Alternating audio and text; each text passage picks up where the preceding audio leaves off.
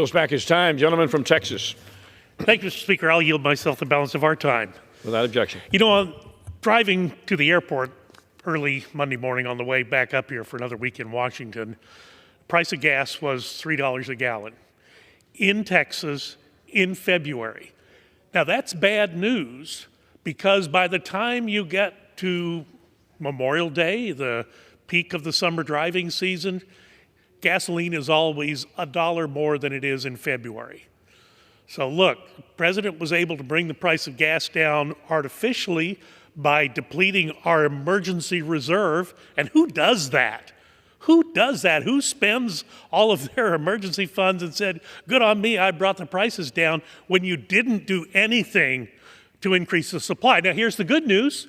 One of the reasons we aren't surrounded by a lot of our colleagues right now on the floor of the House debating this rule is because members, both Democrats and Republicans, are in committees, in the committees of jurisdiction, doing the actual work. I left a markup from the Energy and Commerce Committee, the subcommittee on energy, looking at ways to increase our supply of energy to do what? To bring down the cost of energy for consumers. And that seems like a logical thing to do. We see what the administration's response was. It was to sign an executive order, say we're going to cut off a pipeline so you can't bring any more product into the United States. You can't ship that product from Canada down to Port Arthur, Texas, and refine it with Texas jobs. No, they cut that off. And as a consequence, it has to be made up somewhere else. The good news is we didn't run out. And there is additional supply. There is additional energy to be pumped, harvested, in the certainly in the Permian Basin and the Delaware Basins of Texas. And the good news is that producers, a lot of small and independent producers, are doing just that. So rather than having to go hat in hand to OPEC, or OPEC Plus, I guess now, because they added Russia to OPEC, rather than having to go to a dictator in Venezuela, you can buy your oil and gas from the United States of America. And who is doing that? Well, Germany is doing that. They hastened the development of several LNG offshoring plants so that they could bring in that Texas product to heat the homes of Germans who had been cut off by Vladimir Putin in an attempt to starve Europe for energy during the Ukraine war.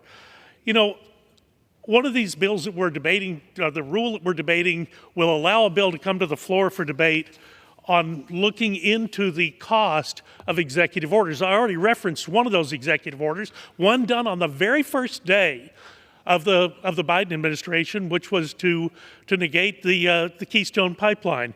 But there were others. The Committee for Responsible Budget actually has calculated a total of $1.1 trillion in executive orders in the last 2 years and 2 months since this president has taken office. Digging into the numbers, and of course it'll be a big story over at the Supreme Court later this week, but the president wants to cancel student loan debt. That's $750 billion. Shouldn't we have shouldn't that be a consequence that is argued in Congress and is not done just through an executive order? Look, we wisely rejected a monarchy. And we said we want government with the consent of the governed. That means that all of the decisions do not flow from 1600 Pennsylvania Avenue, but by virtue of the fact that we have a divided government, the People's House is supposed to weigh in on these decisions. They're not made unilaterally by the President of the United States, which by definition is what an executive order is. So we have $185 billion in increased SNAP benefits.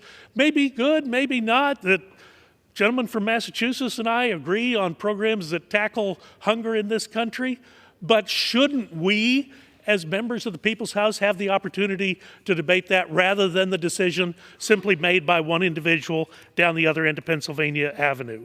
We already talked about Keystone Pipeline, canceling ANWR and the exploration and development of oil in in that plane in Alaska, which has been, honest engine. If Clinton had not prevented that, President Clinton had not prevented that in 1997, that would be a producing field today that would reduce our trade deficit, to be sure, so we will be able to produce American energy, but also would have had a profound effect on the budget because, in fact, Mr. Speaker, you'll recall it was a budget bill that year where President Clinton then blocked the development in the ANWR.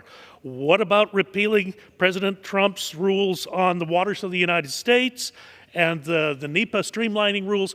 All of these things have been done as executive orders since this president took office, and the consequence, the fiscal consequence, the downstream consequence has been profound. So, look, I want to encourage everyone in the House today to support these measures when they come to the floor. If you want to remake financial markets, you can't do that by congressional fiat. You have to have the courage to bring that measure to the floor for a vote. And I would encourage members additionally to support the REIN Act, and this measure will act as an important check on the Biden administration, forcing President Biden to grapple with the harm that his executive orders are inflicting on the long-suffering American people.